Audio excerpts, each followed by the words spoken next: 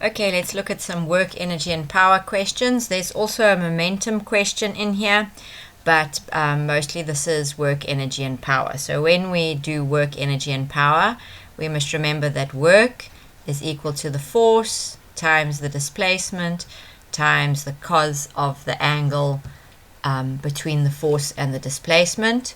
We know that from the work energy theorem that the net work is equal to the change in kinetic energy. And we also know that kinetic energy is equal to a half mv squared. And we know that potential energy is equal to mgh. So these are most of the things that will get us through these questions. So let's go have a look here. It says, which one of the graphs below correctly represents the relationship between the kinetic energy K of a free-falling object and its speed V? So EK equals a half mv squared. This is also partly a projectile motion question because it says to you a free-falling object. So with a free-falling object, we know that if we drop an object, it will start out slowly, and then as it gets closer to the ground, its velocity just keeps increasing. So the V increases as the ball drops. So if the V is increasing, we can't have any graph that shows a decreasing trend. So immediately graph B is going to disappear. And EK equals a half mv squared, so we need some kind of a squared relationship here.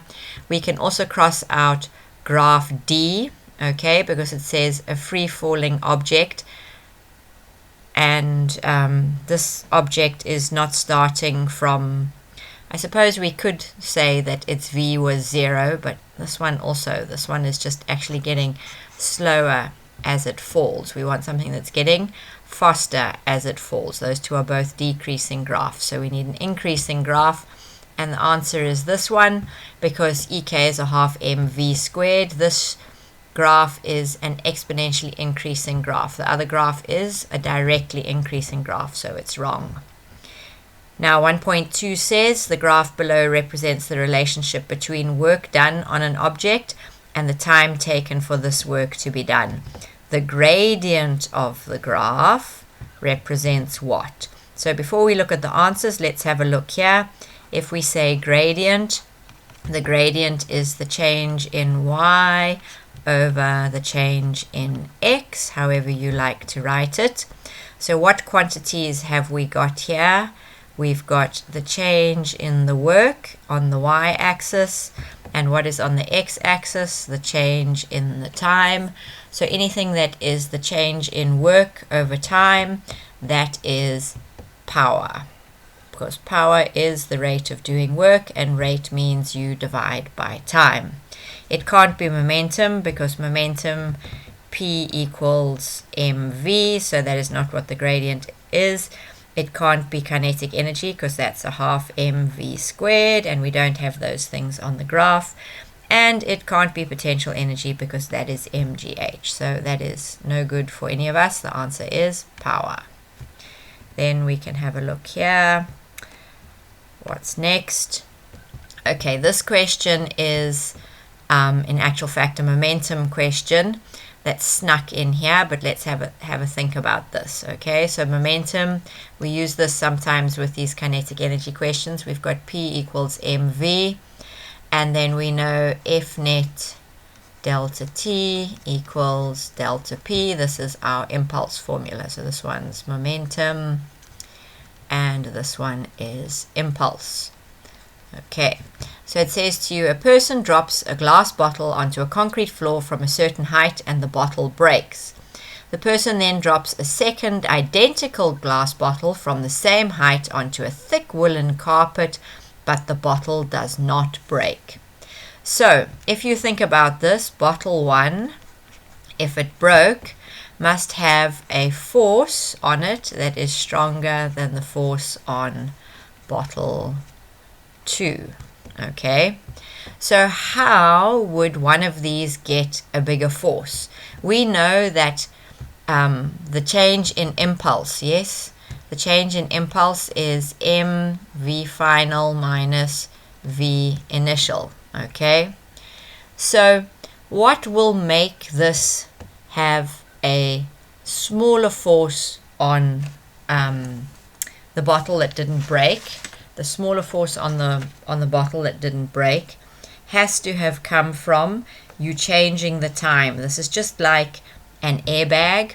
Okay, if you have an airbag makes you get a smaller force on you when the car stops from the same fast speed to slow speed in an accident. So the average force on the second bottle has got to be smaller, which means it could be B or D. Can you see they've both got a smaller average force on the second bottle? But what is going to makes the difference here? Why do you have an airbag? Why do you have a carpet? They will increase the delta T. You can do nothing about this change in momentum because the mass of the bottle doesn't change and the final velocity will all be zero and the initial velocity will be the same from bottles dropped for the same height. So the only thing you can do is make it take longer. So the answer here is D. You get a smaller force because there is a longer contact time, but the momentum change is exactly the same.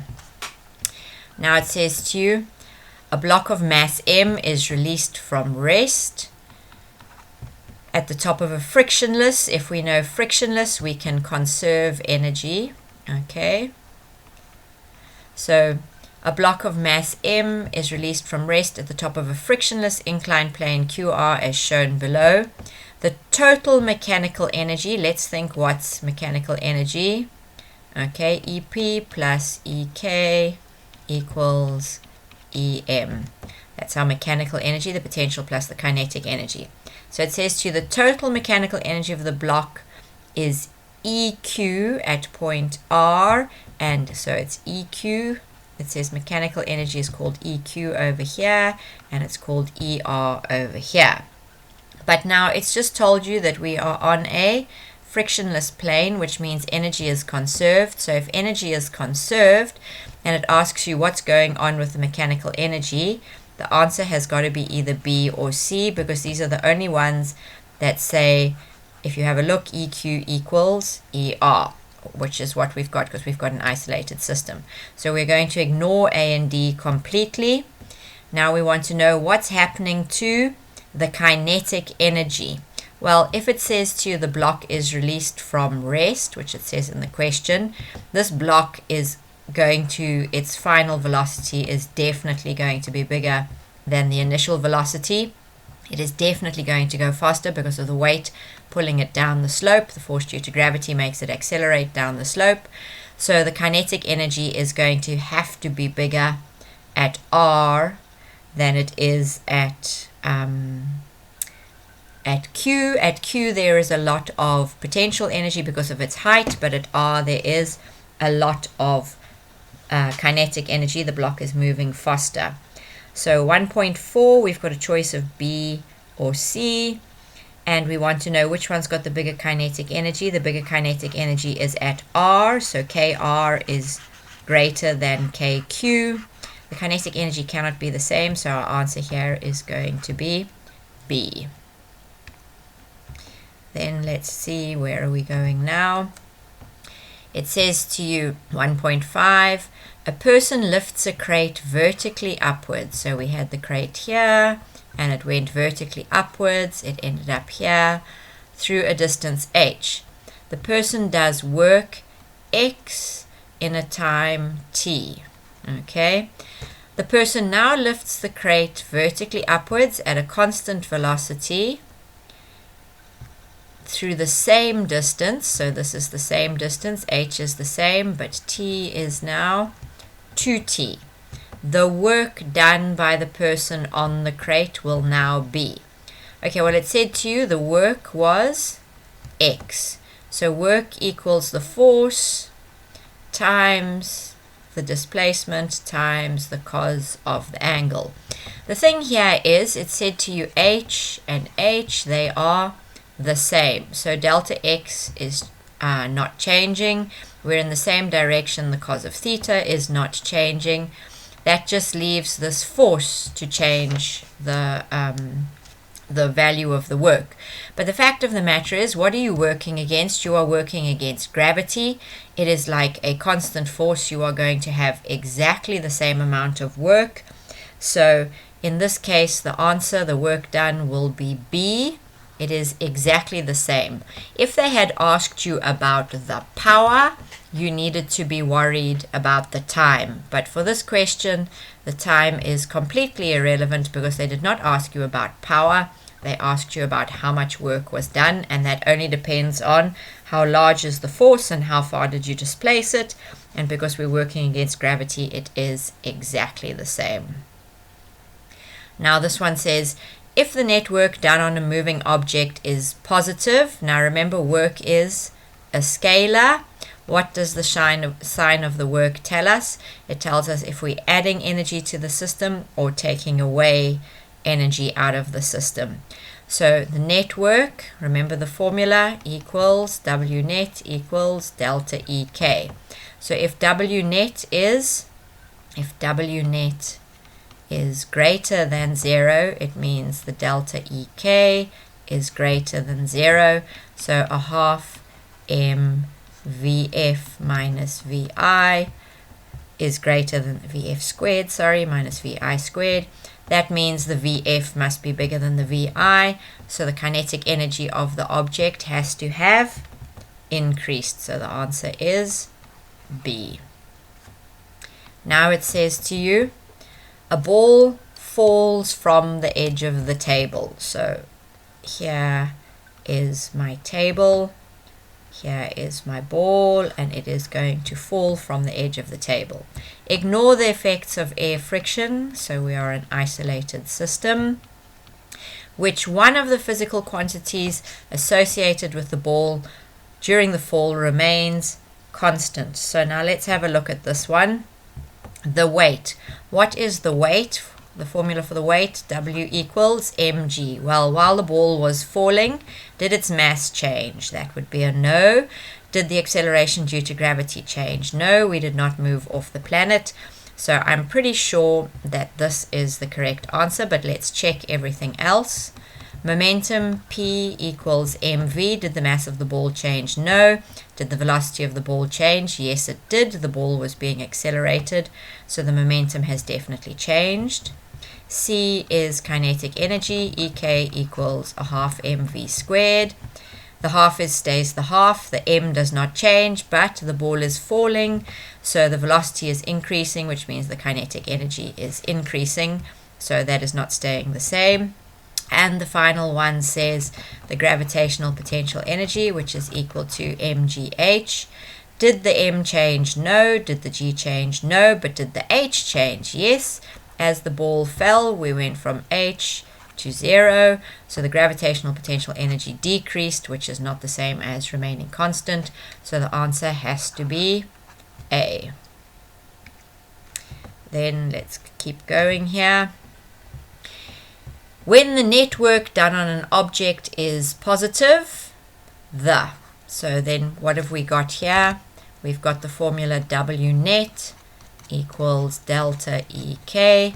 Remember, work is a scalar. Okay, so if it is positive, it means energy has increased. So to make the energy has increased, if the net work is increasing, it can't be the kinetic energy of the object is 0. It does look like, yes, I would say B, the kinetic energy of the object is increasing. This one here, B. Okay, this looks promising. Would the kinetic energy be decreasing? No, because then the net work is less than 0. The kinetic energy remains unchanged. No, W net equals delta EK. So the only way the delta EK can remain unchanged is if the net work remains unchanged. Now it says to you, a constant horizontal force F displaces a box by delta X over a rough horizontal surface. Study the diagram below. Okay, so here was the box here, and it ended up here, and it traveled delta X to get there. Now it says to you the normal force acting on the box does no work on the box because why? It's equal to the applied force. Well, what a lot of nonsense. The normal force has got nothing to do with the applied force. Okay. Is perpendicular to the applied force. Now this is a true statement, yes, but is it related to work? What is the formula for work? The work equals F delta X cos theta. So yes, the force is the work is perpendicular to the applied force, but if we were looking at the work done by the normal force, this has not got anything. This is talking about two forces, not the work. Okay, equal and opposite to the weight of the box. This is also a true statement in this situation, but it's got nothing to do with the work. The work only depends on the force, the displacement, and the angle, and the cos of 90 is 0. So because the cos of 90 is 0, the answer is D. The normal force is perpendicular to the displacement of the box, and as a result the cos of 90 is 0. It does no work.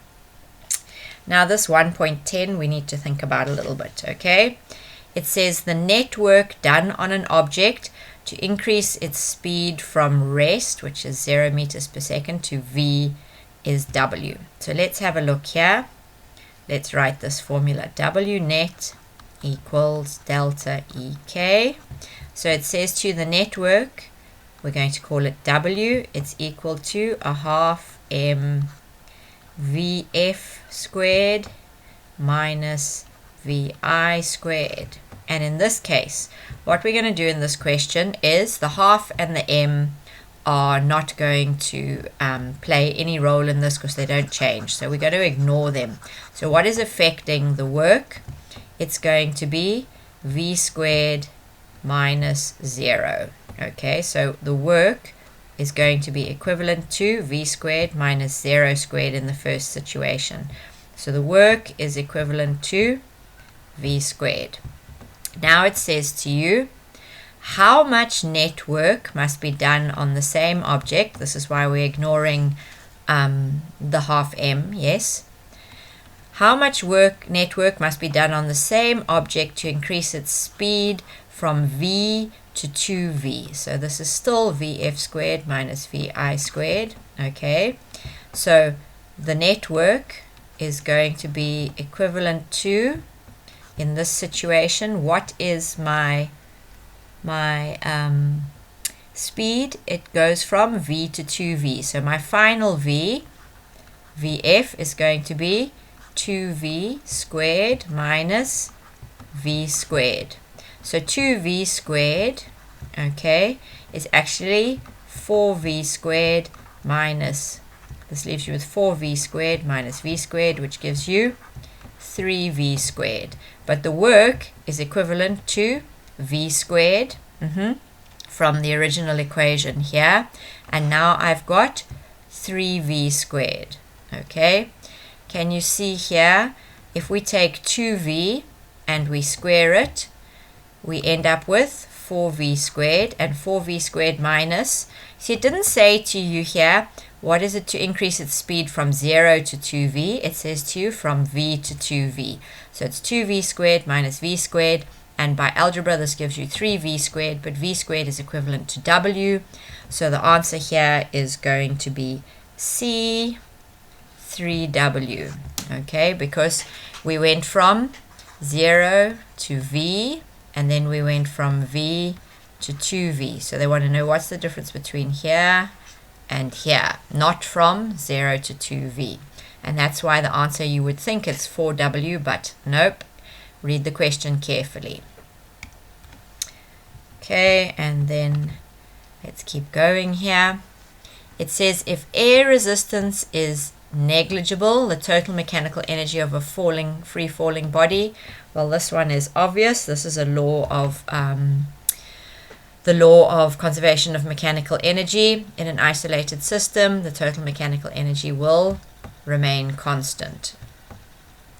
Now it says to you the speed of a bicycle increases from 2 meters per second to 4 meters per second. Okay, so the speed has increased by a factor of 4, because 2 times 4 is 8. Its kinetic energy increases by a factor of, well, kinetic energy, EK, is a half mv squared. So if the velocity is increased by a factor of 4, what is 4 squared? 4 squared is 16. So the answer is D. The kinetic energy has increased by a factor of 16. Now here we've got a question that is very similar to the 1.10 question that we did a few moments ago. It says the work done by a constant force F applied to an object to increase the object's speed from V to 2V is W. So let's have a look up here. W net equals delta EK. Okay, so the force applied increases the object's speed, the work done by the force, sorry. So the work, they said, it will be W. If we go a half m V final squared, what is V final? 2V, okay, squared minus V squared. So I'm going to ignore the half m because it says the work done by the same force to increase the speed of the object. It's the same object. So I'm going to ignore this half m because the half m is not going to change. W is going to be equivalent to 4v squared minus v squared. So W is equivalent to 3v squared. Yes? Now it says to you the work done by the same force to increase the speed of the object from 0 to v.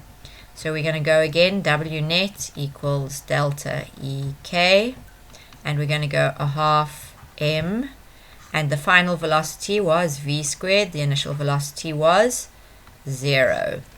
So we're going to ignore the m, the half m, because it's not changing. So we want to know what is equivalent, what is W. If W is equivalent to 3v squared, what will be equivalent to v squared? So if we take this one, we can say v squared is equivalent to W divided by 3. So it will be 1/3 W. So the answer is A, 1/3 W.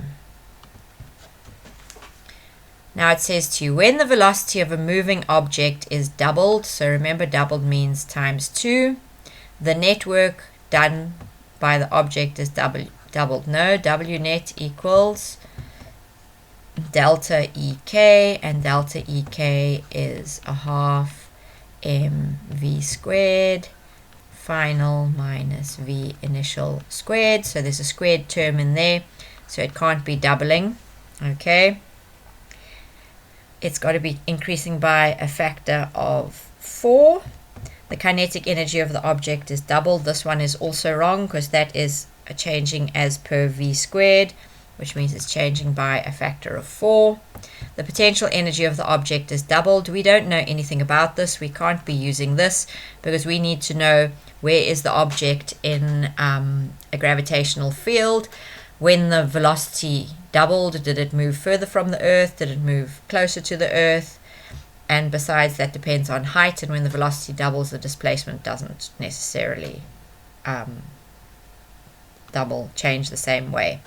So then what are we left with? The linear momentum of the object is doubled, so P equals mv. So if we times this by 2, then yes, the linear momentum will double. 2v will give you 2p if the d stays the same, the mass stays the same. So the answer here is D. Then where are we going here? It says to you, the net work required to stop a moving object is equal to, so net work, W net, equals delta EK. So I'm hoping there's going to be an answer here that says kinetic energy, the change in the object's kinetic energy. And there is answer B, the change in the kinetic energy of the object. Why is it not the inertia of the object? The inertia of an object is like a property of the object that is related to the mass of the object, but it's not there's no formula with inertia in it, so we cannot have a mathematical relationship to say anything is equal to the inertia. It's related, but it's not equal. The network required to stop an object, the change in momentum. No, the change in momentum is the impulse, not the network. The change in impulse, I do believe this is the change in impulse has got more to do with something with the forces. It's not this one. We just know network, delta EK, so the network will be equal to the change in kinetic energy. If you know your formulas, it's easy enough. Now we've got two balls, P and Q. So here is ball P, here is ball Q. They're dropped from the same height. Can you see they're both at the same height? Ball P has twice the mass of ball Q. So if we say this is M, mass M, this is going to be a half M. Yes? Ignore the effects of air friction. Just before the balls hit the ground, the kinetic energy of ball P equals X. The kinetic energy of ball Q in terms of X will be. Now let's have a think here. EK equals a half mv squared. Now what is going to happen? Both of these balls are dropped, so the VI equals 0. Now we know from projectile motion these balls are going to have the same VF when they get down to the bottom here, because the only force they are experiencing, they are projectiles, is the force due to gravity. So they are all accelerating at 9.8 meters per second downwards. So in this equation, we are going to ignore the v squared for the two balls because it is exactly the same because they've been uniformly accelerated. So the only thing that will change their EK is their mass. Okay, so is ball Q going to have more kinetic energy or less kinetic energy? It is going to have less because it's got less particles. It's only half the mass. So we are going to immediately rub out answers C and D because the one is the same kinetic energy, the other is double the kinetic energy. And then the half, if you look at the EK for ball P and the EK for ball Q, both of them will have the half in the equation because they both are half m p v squared, and this is a half m q v squared. They've both got a half, so the answer is going to be B, a half, because this is the relationship between their masses. So the relationship between their masses is all that counts because the half in the equation is a constant for both of them. Now it says to you the SI, base SI unit of the physical quantity work is. Now you have to work this out if you don't know this. Okay, so we know what is the formula for work. Work equals F delta X cos theta. Okay, so if we want the unit of work, we know we usually do work in joules, but joules is not helping us because there's not a joule in the answer. So we must know what do we have in this formula that has got the units that are in the answer, which are the base units, if you don't know your base SI units in your head. Okay, you know there's only 7 of them. So here, cos theta we're going to ignore because it doesn't have a unit. So we're left with F delta X. So the units here on the right hand side will be equal to the units on the left hand side. So the units of delta X is meters and the units of force is newtons, but now we don't see a newtons in the answer. So we need to find another formula that is going to give us the units of force. So the one that springs to mind is F net equals MA. Now the units of mass are kilograms and the units of acceleration are meters per second to the minus 2. So if we go and substitute that into here, we get kg meters per second to the minus 2, which is what a newton is. A newton is that force which gives a mass of 1 kilogram and acceleration of 1 meter per second, yes. And now we are multiplying this by m. So if we do some algebra here, we get kg. I've got 2 meters. Meters times meters becomes meters squared times seconds to the minus 2. So my answer here is C, kgs meters squared seconds to the minus 2. And now we are left with the last question from here. It says a small stone is dropped from rest. So if this was the ground, here was my small stone, and it was dropping from rest. So it means VI equals 0, and then there's some VF, which is greater than 0 when it hits the ground. Which one of the graphs below shows the correct relationship between the gravitational potential energy? Okay, so here EP, which they're calling U, is at a max, and here EP, which we're calling U, is at a minimum. Okay, so which one of the graphs below shows the correct relationship between the gravitational potential energy and the speed v, and the kinetic energy and the speed v for the stone? So also we know the ball was at rest, and EP equals mgh and ek equals a half mv squared. Yes, so the EP went from 0 to a maximum. What am I saying? That is rubbish. Where did I get that from? The potential energy was at a max at the beginning, and it went to a minimum, and the kinetic energy did the reverse. It started at a minimum because the velocity was 0, and it went to a maximum. Now the question is, which one of these graphs is correct? So all of them are showing a decreasing relationship for potential energy and an increasing relationship for kinetic energy. Okay, so now if we look at this falling ball over here and we look at its height, okay, if we just looked at the potential energy with time graph, then what is happening is the displacement is increasing every second, and we would get a curved graph. Okay, but the ball is under acceleration. So if we think about the velocity time graph, the velocity time graph for the ball would be a straight line. Okay, but the displacement time graph would be a curve.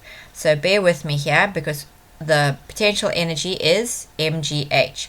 So I'm trying to explain to you why this decreasing straight line is the correct answer and not the curved one. Because if we plotted this one against time, then this u would be correct. Okay, but because we are plotting against velocity, the velocity keeps increasing, and in the same relationship as the potential energy keeps decreasing. So that one is a straight line. But if we look at the kinetic energy is varying according to v squared. So if v is 1, v squared is 1, but if v is 2, v squared is 4. So we need the increasing curve here for the kinetic energy, because if we were to put imaginary values on here, 2, 1, 2, 3, 4, these ones would end up being 1, 4, what is 3 squared, 9, 16. The values would do that for the kinetic energy. So the answer in this case is D, because of the kinetic energy will be increasing exponentially, but the potential energy, because we're plotting it against velocity, not against delta x, it is a decreasing straight line.